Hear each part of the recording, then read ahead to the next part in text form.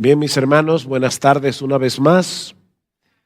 Vamos a pedir al Señor de nuevo su gracia mientras exponemos su palabra. Vamos a orar. Padre, nosotros queremos darte gracias porque tú eres el Rey de Gloria y eres nuestro Rey y eres nuestro Padre. Concédenos ahora por tu Espíritu la gracia de exponer fielmente tu palabra, porque te lo pedimos en su precioso nombre. Amén y amén. Mi hermano, ¿qué viene a tu mente cuando escuchas estas palabras? No trates de huir, porque no podrás escapar de mí. Bueno, es muy probable que venga a tu mente la idea de un alguacil tenaz persiguiendo a un fugitivo para llevarlo a la justicia para ser debidamente juzgado.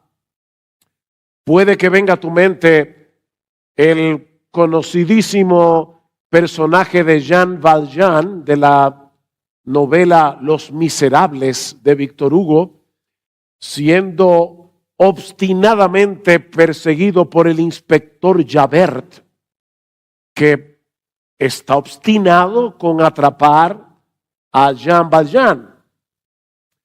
Ahora, ¿qué tal si estas palabras salieron de la boca de Dios, que en su amor eterno y sobreabundante ha decidido hacernos bien, pero que al mismo tiempo ve que en ocasiones tratamos de alejarnos de Él por causa de nuestros pecados o porque en ese momento estamos luchando con las tentaciones y no estamos trayendo a nuestras mentes el evangelio de la gracia?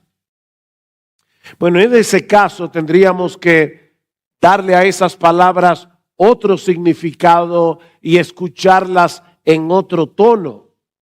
Hijo mío, yo te he escogido para hacerte mío, yo te he escogido para hacerte bien. No trates de huir de mí, porque es inútil. Te amo lo suficiente como para dejar que cometas la locura de alejarte de mí. ¿Ven? Son dos significados muy diferentes, aunque la frase sea muy similar. Bueno, yo supongo que eso era lo que el salmista tenía en mente cuando escribió el Salmo 139. Yo les pido por favor que vayan en sus Biblias al Salmo 139 y particularmente los versículos 7 al 12 que vamos a considerar en esta tarde al tratar el tema de la omnipresencia de Dios. Ahora, para poder tomar el contexto, vamos a leer desde el versículo 1 hasta el versículo 12 y luego los versículos 17 y 18. Dice así la palabra del Señor. Oh Jehová, tú me has examinado y conocido. Tú has conocido mi sentarme y mi levantarme, has entendido desde lejos mis pensamientos y todos mis caminos te son conocidos. Pues aún no está la palabra en mi lengua y he aquí, oh Jehová, tú la sabes todas. Detrás y delante me rodeaste y sobre mí pusiste tu mano. Tal conocimiento es demasiado alto para mí, maravilloso para mí, alto es, no lo puedo comprender. Y aquí está mi texto. ¿A dónde me iré de tu espíritu? ¿A dónde huiré de tu presencia? Si subiere los cielos, allí estás tú. Y si en el Seol hiciere mi estrado, he aquí allí tú estás. Si tomare las alas del alba y habitar en el extremo del mar, aún allí me guiará tu mano y me asirá tu diestra. Si dijere, ciertamente las tinieblas me encubrirán, aún la noche resplandecerá alrededor de mí. Aún las tinieblas no encubren de ti, y la noche resplandece como el día, lo mismo te son las tinieblas que la luz. Versículo 17. Cuán preciosos me son, oh Dios, tus pensamientos, cuán grande es la suma de ellos. Si los enumero, se multiplican más que la arena. Despierto y aún estoy contigo. Uno de los rasgos más sobresalientes de este salmo es la forma como el salmista aborda el tema de los atributos de Dios. No como una doctrina interesante sobre la que vale la pena disertar, sino más bien como un asunto de profundo interés personal, eminentemente práctico. De hecho, si leen el pequeño título que aparece en los salmos, que muchas veces pasamos por alto, verán que allí dice al músico principal, Salmo de David. Así que este salmo tan denso teológicamente era uno de los himnos que se cantaban en el Antiguo Testamento. Este era el himnario de Israel. Esto es un himno. Lamentablemente no son muchos los himnos con un contenido como este, los que se cantan en el día de hoy en muchas iglesias. Sin embargo, mis hermanos, este es un tratado de teología aplicada. Lo que este hombre conocía de Dios tenía un impacto determinante en su vida cotidiana. Y eso es precisamente lo que yo quisiera que sucediera en esta hora al hablar del tema de la omnipresencia divina. Así que veamos en primer lugar el alcance de la presencia de Dios. Versículo 7. Otra vez. ¿A dónde me iré de tu espíritu? ¿Y a dónde huiré de tu presencia? David está planteando aquí una pregunta hipotética. ¿Existe alguna posibilidad de que alguno de nosotros pueda escapar de Dios? ¿Hay algún lugar en todo el universo creado en el que podamos escondernos de Él? Y la respuesta obviamente es un rotundo no, porque no existe ningún espacio en todo el universo en el que Dios no esté. Él no puede ser confinado, Él no puede ser limitado a ningún lugar en específico, porque su inmensidad lo abarca todo. ¿Ustedes recuerdan Primera de Reyes capítulo 8 cuando Salomón estaba dedicando en oración el templo que él había construido al Señor en Jerusalén? Salomón estaba consciente de que era iluso pensar que esa casa pudiera contener a Dios, a pesar de lo grande y de lo majestuosa que era esa casa. Pero ¿morará verdaderamente Dios sobre los cielos, sobre la tierra, perdón? He aquí, escuchen, los cielos de los cielos no te pueden contener, cuanto menos esta casa que yo he edificado. Ahora, cuando hablamos de la omnipresencia de Dios, lo que estamos diciendo no es únicamente que Dios sea tan y tan grande que Él trascienda toda limitación espacial. Por supuesto, Dios es así de grande. Pero al hablar de su omnipresencia, estamos afirmando algo mucho más sorprendente. La palabra latina omni significa todo, todo.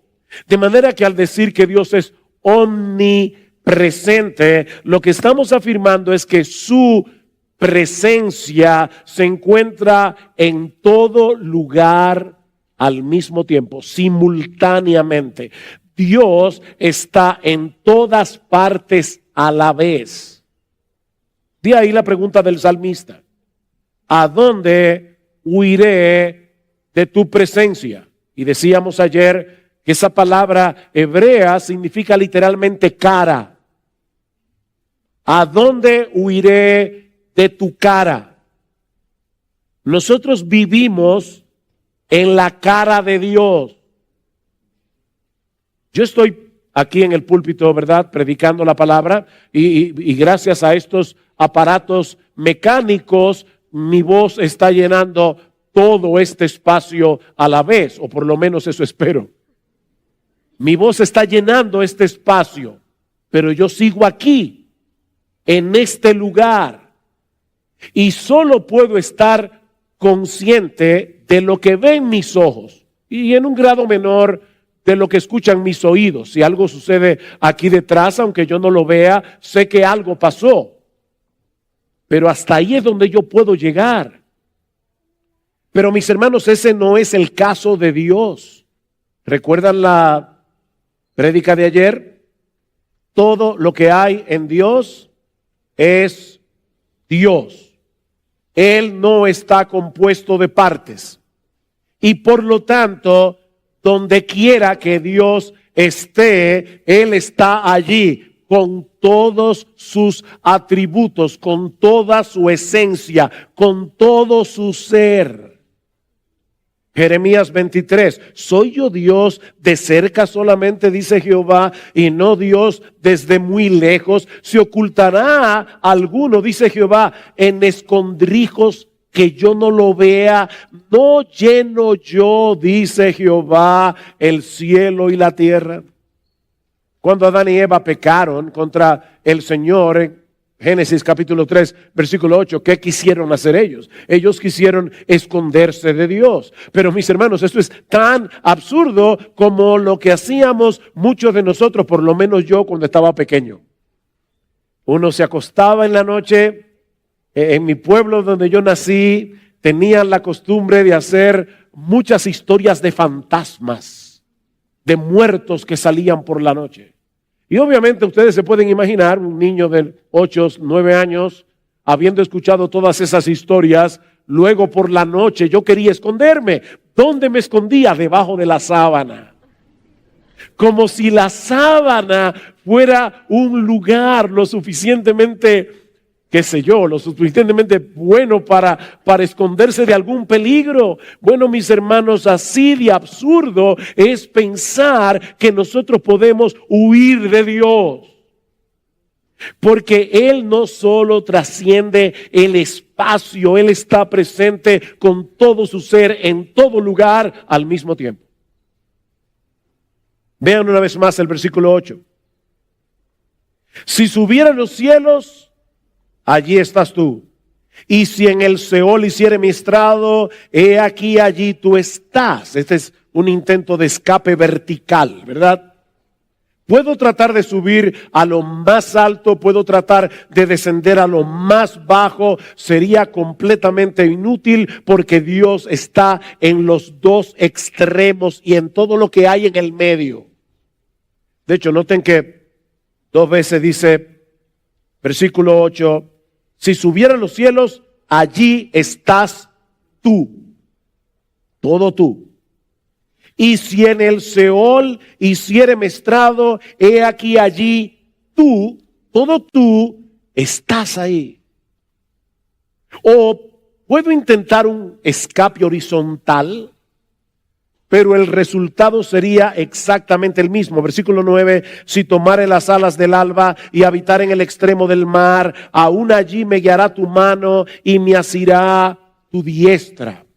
El sol, ¿verdad?, se levanta en el este y desde la perspectiva de Israel, el mar Mediterráneo se encuentra en el oeste. De manera que si aún fuera posible huir con la rapidez de la luz a cualquiera de los dos extremos, al este o al oeste, sería completamente inútil. Y obviamente David no podía saber que la luz se desplaza en el vacío a una velocidad de 300,000 kilómetros por hora. Pero él sí sabía que ningún objeto se mueve más rápido que la luz. Cuando llegan los primeros rayos de la aurora, la luz se mueve de un extremo hacia el otro con una rapidez sorprendente, asombrosa. Y David está diciendo, si aún fuera posible, subirse en uno de esos rayos de luz y tratar de huir lo más lejos posible del horizonte, aún así sería imposible salir del alcance de la mano de Dios. Esa fue la lección que Jonás aprendió a la mala. ¿Recuerdan cuando Jonás quiso evadir la encomienda de ir a predicar a Nínive? Se embarcó en una embarcación para huir al extremo opuesto, a Tarsis, probablemente a las costas de España, pero allí en medio del mar Mediterráneo se encontró cara a cara con la presencia de Dios. Pero el salmista quiere agotar todas las posibilidades. Así que ahora él se pregunta si acaso él pudiera ocultarse de Dios bajo el manto de la oscuridad y de la noche. Versículo 10. Versículo 11.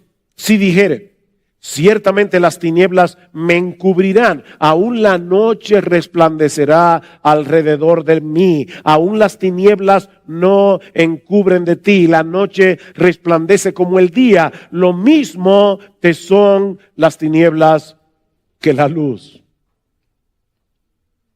Mis hermanos, todo intento de escapar de Dios es inútil. Porque Dios no solo trasciende el espacio, sino también la luz y las tinieblas. Aunque pudieras esconderte en el lugar más oscuro del planeta, el Dios omnisciente, el Dios omnipresente te vería y te escudriñaría como si estuvieras en el lugar más iluminado del mundo. Dice el salmista en el Salmo 98, has puesto nuestras iniquidades delante de ti. Oigan esto, hermano, nuestros pecados secretos a la luz de tu presencia. ¿Tú crees que alguna vez has hecho algo de lo que nadie se enteró? Bueno, ese nadie es relativo. Porque si hubo alguien que se enteró, no podemos ocultarnos de Dios. Es imposible. ¿Qué dice Pablo a los atenienses en Hechos capítulo 7, versículo 28? Porque en él vivimos, nos movemos y somos. Todo el tiempo estamos en la presencia de Dios. Dice el autor de la carta a los Hebreos, Hebreos capítulo 4, versículo 13, que no hay cosa creada que no sea manifiesta en su presencia, antes bien todas las cosas. Pastor, ¿y qué significa en griego todas las cosas? Todas las cosas. Todas las cosas. Todas las cosas, incluyéndote a ti, incluyéndome a mí, están desnudas y abiertas a los ojos de aquel a quien tenemos que darle cuentas. Decía C.S. Lewis, podemos ignorar la presencia de Dios, pero no podemos evadirla. El mundo está lleno de Él. Y me encanta esta frase. Dice Lewis, Él anda por todas partes de incógnito. No lo ves. No te apercibes, pero Él está ahí. Ahora, si somos creyentes, ese intento de escapar es innecesario. Porque yo me imagino que ya algunos deben estar aterrados. Ese intento de escapar, si tú eres creyente, es innecesario. Porque ese Dios omnisciente, ese Dios omnipresente, es ahora nuestro Padre por causa de nuestra unión con Cristo. Todos los que hemos sido perdonados, reconciliados en Él, no tenemos motivos para vivir aterrados por el hecho de vivir en la presencia de Dios. Sí debemos vivir en temor reverente, pero no aterrados. Si eres creyente. Si no eres creyente, tienes todas las razones del mundo para vivir en terror. Pensemos por un momento en una pareja de esposos que se aman intensamente. Los dos quieren vivir el uno junto al otro todo el tiempo. Yo no me imagino a un esposo que ama intensamente y genuinamente a su esposa pensando de esta manera: qué fastidio con esta mujer. Quiere estar conmigo todo el tiempo y no me deja tranquilo para poder mirar a otras mujeres. ¿Qué les parece? Bueno, mis hermanos, así es de absurdo el hecho de que alguien profese ser creyente, profese conocer al Dios lleno de gracia, al Dios lleno de bondad, que en Cristo ha venido a ser nuestro Padre, pero al mismo tiempo quisiera mantener a Dios lejos o por lo menos a una distancia prudente para poder pecar tranquilo. Para el creyente no existe un privilegio más grande ni un consuelo más profundo que el hecho de saber que estemos donde estemos, en las circunstancias que sea, estamos en la presencia de Dios. Versículo 10. Aún allí me guiará tu mano, aún allí me asirá tu diestra. Mis hermanos, es en la presencia de Dios, dice David en el Salmo 16, donde hay plenitud de gozo, delicias a su diestra para siempre.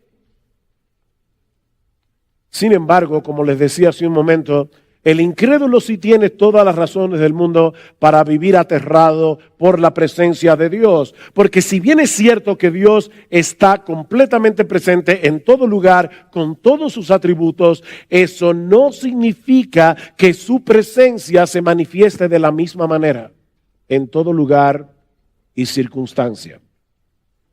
Lo que nos lleva a nuestro segundo encabezado. Ya vimos el alcance de la presencia de Dios. Veamos ahora en segundo lugar las diversas manifestaciones de la presencia de Dios. Todo Dios está en todo lugar a la vez, pero obrando de diversas maneras. Vamos a suponer que aquí tenemos a un padre humano que desde la pandemia está trabajando en casa. La esposa salió a hacer una diligencia, así que le dijo: mi amor, por favor, cuida al bebé.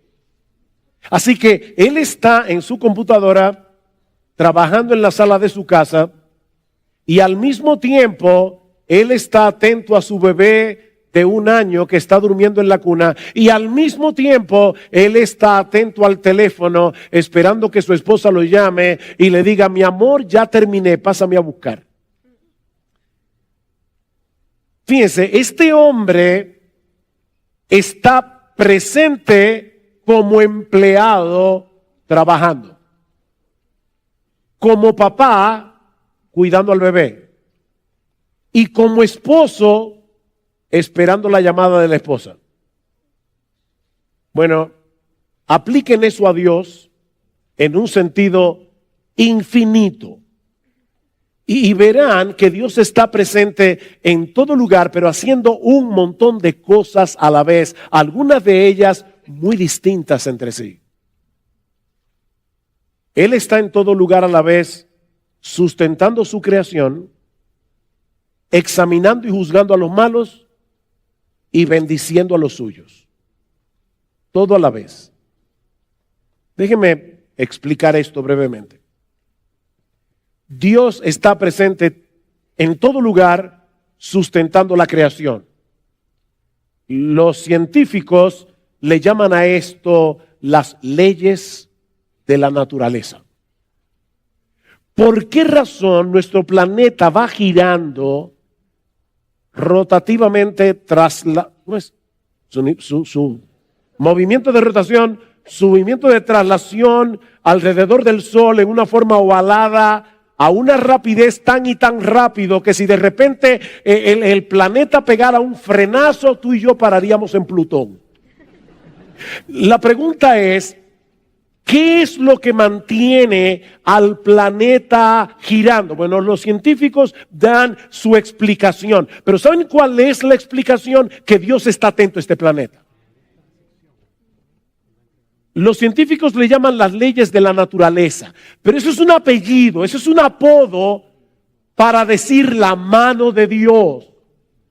Él está sustentando la creación, manteniendo en funcionamiento todo lo creado. Colosenses 1:17, Pablo dice que es por medio de Cristo que todas las cosas se mantienen cohesionadas, formando un todo coherente, como dice el texto. El autor de la carta a los Hebreos dice que Él es quien sustenta todas las cosas con la palabra de su poder o con su palabra poderosa. Hebreos 1:3. Pero la Biblia también nos enseña que Dios está presente en todo lugar por medio de su autoridad y su justicia, examinando las acciones de los impíos y en su momento les dará su merecido.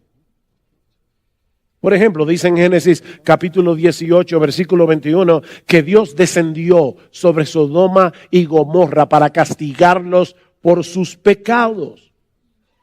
¿Quiere esto decir que Dios se movió desde el cielo? No, en el cielo está el trono de Dios, pero como decía el puritano Stephen Charnock, el cielo no es la prisión de Dios. La idea no es que Dios se movió. Esto es lo que se conoce en la Biblia, ¿verdad? O en teología, mejor dicho, como un antropomorfismo. Dios usa palabras, ideas, metáforas, para que tú y yo, seres humanos limitados, podamos entender a Dios. Decía Juan Calvino que Dios balbucea en su palabra, para que tú y yo podamos entender. ¿Usted ha visto esos padres que a los niños de 1 año... Bueno, eso es lo que hace Dios a través de su palabra para que tú y yo podamos entender. Y nos rompe la cabeza. Este es el balbuceo de Dios. Lo que ese texto quiere decir es que el Dios omnipresente decidió traer sus justos juicios sobre Sodoma y Gomorra por causa de su maldad. Él no se había movido del lugar, pero su juicio descendió sobre ellos. Dice en Isaías 59:2, hablando de Israel, que sus iniquidades habían hecho separación entre vosotros y vuestro Dios, y vuestros pecados le han hecho esconder su rostro de vosotros para no escucharlos. ¿Se dan cuenta, hermanos, que no se trata de una distancia física, sino relacional?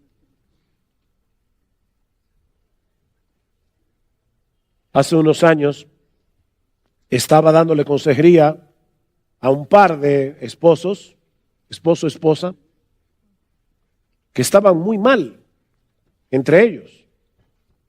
Y los dos estaban sentados en un sofá, ella lo más pegada de este lado, él lo más pegado de este lado. Dos esposos pueden estar en el mismo lugar, en la misma habitación, en el mismo sofá y estar a kilómetros de distancia, relacionalmente hablando. Es una distancia relacional. Y eso es lo que está sucediendo aquí. Los israelitas querían la bendición de Dios, pero no querían arrepentirse de sus pecados, no querían dejar atrás sus iniquidades, y eso había hecho una separación relacional entre ellos y Dios. Así que Dios está presente en toda su creación, gobernando su creación. Él está presente en todo lugar, examinando y juzgando a los malos. Pero la mayoría de las veces en que la Biblia habla de la presencia de Dios, lo hace para hablar de cómo Dios está en medio de su pueblo para bendecirlo. Casi siempre en la Biblia se asocia la presencia de Dios con la bendición de Dios. Ustedes recuerdan cómo Pablo en Efesios capítulo 2, versículo 12, comparando cómo estaban los efesios cuando todavía no conocían al Señor Jesucristo antes de su conversión. Pablo les dice que ustedes estaban separados de Cristo, alejados de la ciudadanía de Israel, ajenos a los pactos de la promesa, sin esperanza, sin Dios en el mundo, pero ahora en Cristo Jesús. Vosotros que en otro tiempo estabais lejos, habéis sido hechos cercanos por la sangre de Cristo. Otra vez, hermanos, y perdonen que insista en eso, Pablo no está hablando aquí de que ellos estaban lejos de Dios físicamente, es una lejanía relacional. Y ahora estaban cerca. El teólogo Matthew Barrett lo explica con este ejemplo. Supón que tú estuvieras en un bote de motor y se descompone a 100 yardas de una isla. La gente de la isla es buena gente, por lo que atan una cuerda a tu bote, regresan a la isla y comienzan a alarte. Pregunta, ¿qué es lo que se mueve, el bote o la isla? Obviamente el bote. Pero ¿cómo lo percibes tú que estás en el bote? Que la isla se está acercando cada vez más. Bueno, mis hermanos, es lo mismo que ocurre con el Señor. Él es la roca inconmovible de los siglos. Pero mientras tu bote se mantenga anclado en Él, vas a poder ser arrastrado, dice Matthew Barrett, arrastrado a la seguridad de la roca en medio de la tormenta. Dios no se mueve, pero Él te hace percibir su presencia en una forma muy especial. O como dice Stephen Charnock, otra vez, no es Dios el que se acerca, somos nosotros los que somos atraídos hacia Él. Isaías 57:15, porque así dijo el alto y sublime, el que habita la eternidad y cuyo nombre es el Santo. Yo habito en la altura y la santidad y con el quebrantado y humilde de espíritu, para hacer vivir el espíritu de los humildes y para vivificar el corazón de los quebrantados. El que está en lo más alto viene a habitar con aquellos que tienen un corazón arrepentido y se humillan delante de Él. De manera, mis hermanos, que Dios está presente en todo lugar, pero obrando de maneras muy diversas a la vez. Él está sosteniendo el universo, Él está juzgando y castigando a los impíos, Él está bendiciendo a los suyos. Por eso, ¿cómo bendecía el sacerdote, el sumo sacerdote, a los hijos de Israel? Números capítulo 6, ese es uno de mis pasajes favoritos. Así bendecirás a los hijos de Israel. Jehová te bendiga y te guarde. Jehová haga resplandecer su rostro sobre ti y tenga de ti misericordia. El Señor alce su rostro sobre ti y te dé paz. Esa es la bendición de estar en la presencia de Dios. De hecho, es en ese sentido que debemos entender la presencia de Dios en diversos lugares a través de la historia redentora. Dios estaba en el huerto del Edén, se paseaba por el aire del día. Dios estaba en el tabernáculo, Dios estaba en el templo. Ahora pregunta, ¿es que Dios estaba en el huerto del Edén con más de su esencia que lo que estaba en el resto del planeta? Por supuesto que no. Él es simple. Él está en todo lugar, con todos sus atributos al mismo tiempo. Pero Él estaba allí bendiciendo ese lugar en una forma muy especial. Y todo esto nos lleva a mi tercer encabezado. Ya vimos el alcance de la presencia de Dios, las manifestaciones de la presencia de Dios. Vemos ahora en tercer lugar la presencia de Dios en el nuevo pacto. La presencia de Dios en el nuevo pacto. Mis hermanos, ¿cuál es la manifestación más gloriosa, más extraordinaria, más sorprendente de la presencia de Dios? ¿Cuál es? Jesucristo. ¿Qué le dice el ángel a María? Ese niño se llamará Emmanuel, que traducido es Dios con nosotros. A través del Antiguo Testamento, Dios había hecho una serie de pactos con su pueblo, promesas a las que Dios había añadido un juramento. ¿Y cuál era la promesa esencial de todos esos pactos? Yo seré vuestro Dios, ustedes serán mi pueblo. La versión que más me gusta es la de Levítico 26:12. ¿Cuándo fue la última vez que leíste Levítico? Si hace mucho te perdiste esta promesa. Andaré entre vosotros y yo seré vuestro Dios y vosotros seréis mi pueblo. Andaré entre vosotros. Mis hermanos, ¿a qué les suenan esas palabras? Juan capítulo 1, versículo 1 y 14. En el principio era el verbo era con Dios, el verbo era Dios, y aquel verbo se hizo carne y habitó entre nosotros, y vimos su gloria, gloria como del unigénito del Padre, lleno de gracia y de verdad. Lo que Mateo nos está queriendo decir, Emmanuel, Dios con nosotros, lo que Juan nos está queriendo hacer ver es que en Cristo se cumplen plenamente las promesas de todos esos pactos del Antiguo Testamento, porque en Él habita corporalmente toda la plenitud de la deidad. La segunda persona de la Trinidad, Dios, el Hijo, se hizo hombre para morir por nosotros en una cruz, reconciliarnos con Dios, de modo que ahora tú y yo podamos disfrutar de la bendición de su presencia en nuestras vidas. Pero eso no termina ahí. Él ascendió a los cielos después de su muerte y de su resurrección, pero nos envió a su Espíritu para hacer de nosotros su morada, para hacer de nosotros templos del Dios viviente.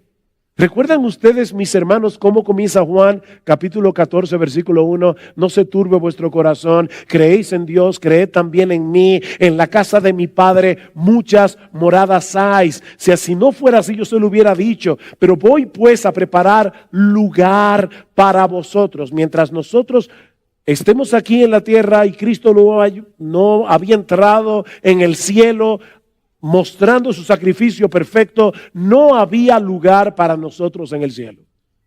De paso, por favor, no se imaginen que Dios, que el Hijo, el Cristo, subió con una cuadrilla de obreros para hacer una casa para ti y para mí.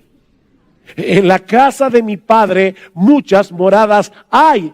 Ya esas moradas estaban allí, pero no había lugar ni para ti ni para mí hasta que Cristo entrara en la gloria con su sacrificio perfecto por ti y por mí.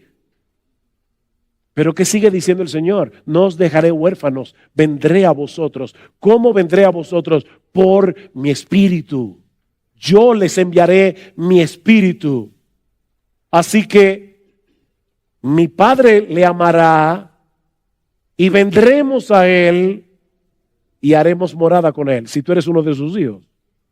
En otras palabras, Cristo está diciendo, yo voy al cielo a preparar un lugar para vosotros en las moradas de mi Padre. Pero en lo que ustedes llegan a esas moradas, yo voy a traer la morada a tu corazón.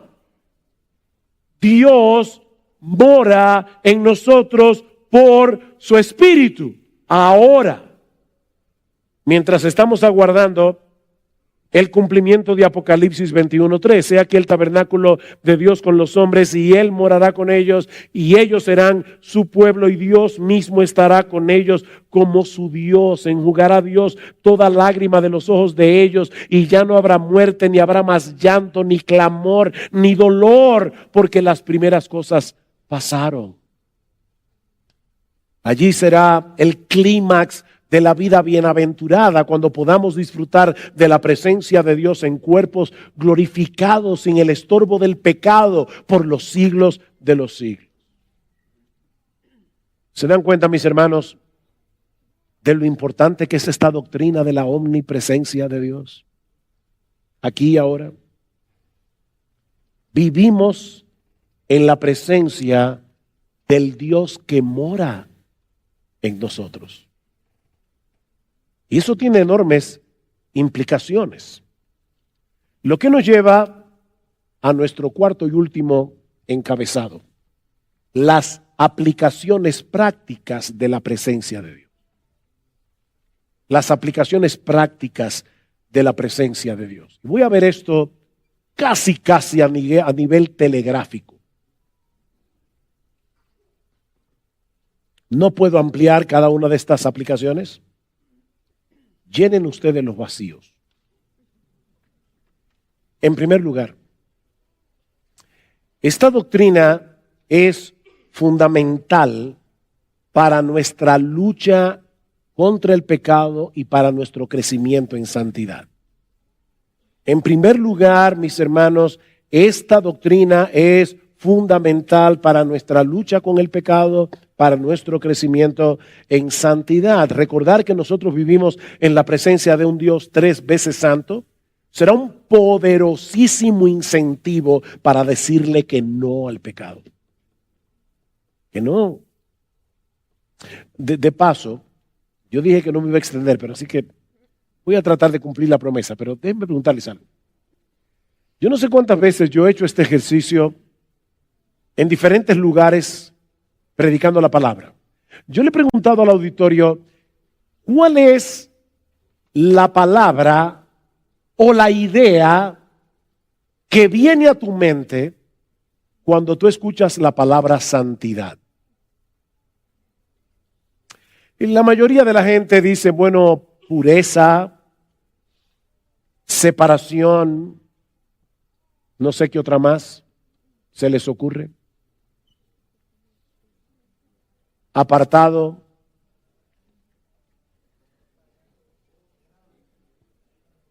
Limpio.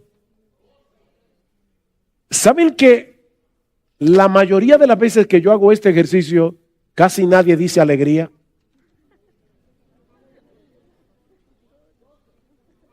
Porque lamentablemente el diablo nos ha convencido de que la verdadera alegría y el verdadero gozo no se encuentran del lado de la santidad de Dios. Pero eso es una mentira diabólica. Todo lo que hacemos lo hacemos en la cara de Dios, teniendo a Dios morando en nuestro corazón. Eso debe movernos a la santidad, y el movernos a la santidad nos está llevando hacia el gozo, hacia la alegría.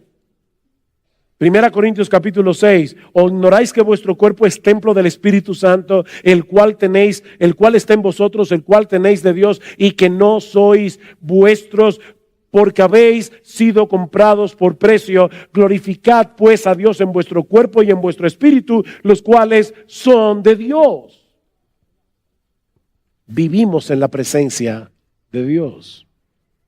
En segundo lugar, esta doctrina es un gran consuelo en medio del dolor y de la aflicción. Hermanos, la mano de Dios está sobre nosotros en todo momento y circunstancia, pero de manera particular cuando estamos atravesando por el valle de sombra de muerte.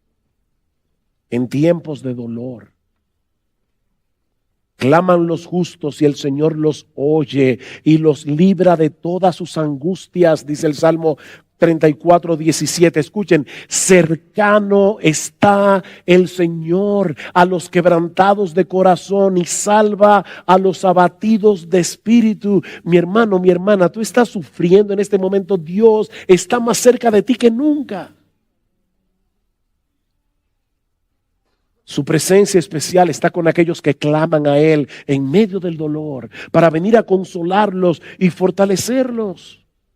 Piensa en el ejemplo de José, vendido por sus hermanos, encarcelado injustamente. Alguien decía, pocos lugares podían ser más angustiantes que una prisión en Egipto, pero el Señor estaba con José. En ese lugar de angustia. Génesis 39:21. En tercer lugar, esta doctrina debe ser un incentivo para tener comunión con Dios y para depender de Él continuamente en oración.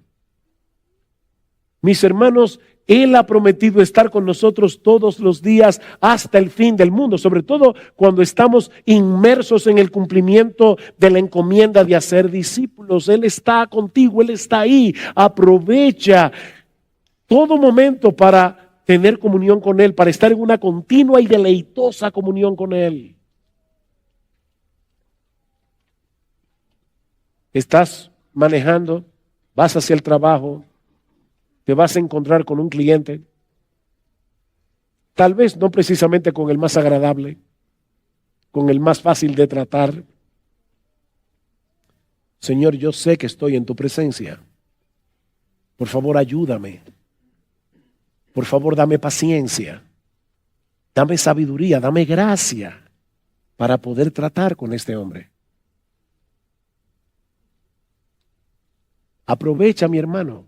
Yo a veces pienso, en serio, y me duele cuando lo pienso, a veces me imagino al Señor como, ¿usted alguna vez ha estado en una boda donde lo sientan en la mesa en la que usted no conoce a nadie? Sí. Y está todo el mundo, ¿te acuerdas cuando fuimos juntos? Y tú estás en la luna de Valencia. Tú no entiendes nada, tú estás fuera de lugar. Te ignoran por completo. En ese momento tú eres invisible. De verdad, a veces yo me imagino al Señor en nuestra casa completamente ignorado. Él está ahí. Habla con Él. Ábrele tu corazón. Cuéntale lo que te preocupa. Aún comparte con Él tus quejas. Saben, hermanos, no es lo mismo quejarse de Dios que quejarse con Dios. Lee los Salmos y allí te vas a encontrar con hombres muy sinceros que le dicen a Dios, como el salmista en el Salmo 13, ¿hasta cuándo? ¿Hasta cuándo? ¿Hasta cuándo? ¿Hasta cuándo? 4 veces en 2 versículos. ¿Hasta cuándo, Señor? No es lo mismo quejarte de Dios que quejarte con Dios. Ábrele tu corazón, que Él está ahí, a tu lado, 24/7. En tercer lugar, en cuarto lugar, la omnipresencia de Dios debe ayudar a los creyentes a luchar con el temor. Alguien ha dicho, donde quiera que las pruebas te encuentren, escucha su promesa. No temas porque yo estoy contigo. No desmayes porque yo soy tu Dios que te esfuerzo. Siempre te ayudaré. Siempre te sustentaré con la diestra de tu justicia. Siempre. En quinto lugar, el hecho de que Dios manifieste su presencia especial en medio de su adoración y de su palabra debería traernos con expectativa a adorarle junto a su iglesia cada domingo. Cada domingo. La iglesia congregada es la casa del Dios viviente, dice Pablo en 1 Timoteo capítulo 3, versículo 15. Y no es que haya más presencia de Dios en el edificio de la iglesia que fuera de ella.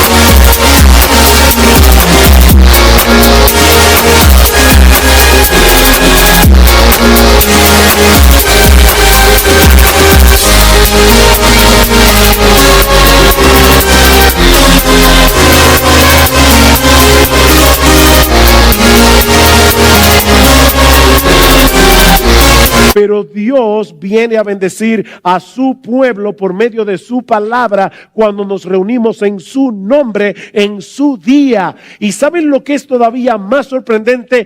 Cristo está en medio nuestro, acompañándonos en nuestros cantos. Pastor, ¿y de dónde usted saca eso? De Hebreos capítulo 2.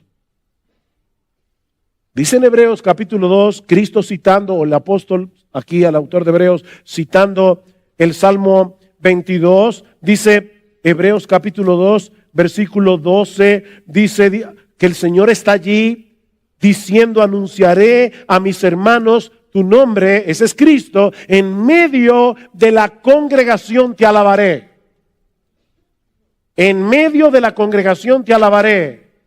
Edmund Clowney dice al respecto, hablando de este texto: por la presencia de su Espíritu, el Señor mismo está presente en su congregación mientras adoramos. En la congregación, dice Clowney, Jesús canta las alabanzas al Padre.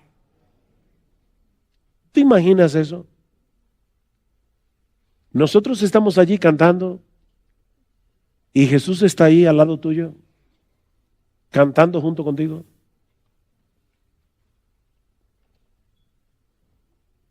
Cada domingo debemos venir a tiempo.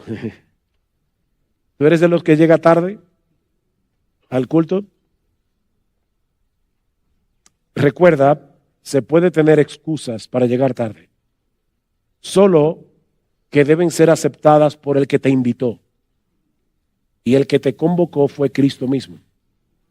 Así que no hay problema en que llegues tarde, siempre que tu excusa sea válida para Él. Llega todo lo tarde que tú quieras, siempre que Él lo acepte. Y faltar, pastor, también. Tú puedes faltar al culto del domingo siempre que Cristo acepte tu excusa, porque Él fue que te invitó. No fue el pastor de la iglesia o los pastores, fue el Señor mismo. Y recuerda, Él está allí esperando que comience A mí me sorprende que Dios, el Dios de los cielos, nos diga: pongan ustedes la hora y yo voy a estar ahí. ¿El culto es a las 10? ¿A las 11? Y Cristo, que es omnipresente, está allí cantando junto contigo y conmigo. Sorprendente.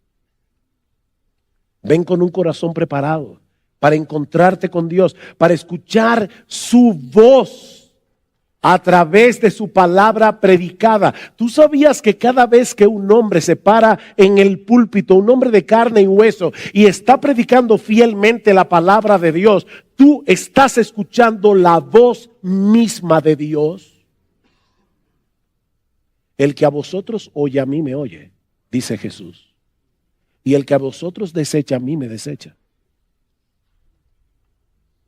Sí, no estamos viendo el monte que humea, no estamos escuchando el sonido de la trompeta, no estamos viendo el humo, pero como decía ayer Bert Parson cuando leyó Hebreos capítulo 12, nosotros nos hemos acercado a un lugar que es todavía más impresionante que el monte Sinaí, porque aquel monte era un monte físico. Nosotros nos estamos acercando a la presencia real de Dios cuando nos congregamos para adorarle. Jehová dijo así: el cielo es mi trono, la tierra el estrado de mis pies. ¿Dónde está la casa que me habréis de edificar y dónde el lugar de mi reposo? Mi mano hizo todas estas cosas. ¿Y de verdad ustedes creen que yo voy a morar en una casa hecha por manos humanas? Ahora escuchen: así todas estas cosas fueron, dice Jehová, pero miraré a aquel que es pobre y humilde de espíritu y que tiembla ante mi palabra. Él está allí con aquel que tiembla ante su palabra. ¿Quieres disfrutar de una íntima y comunión con el Dios omnipresente?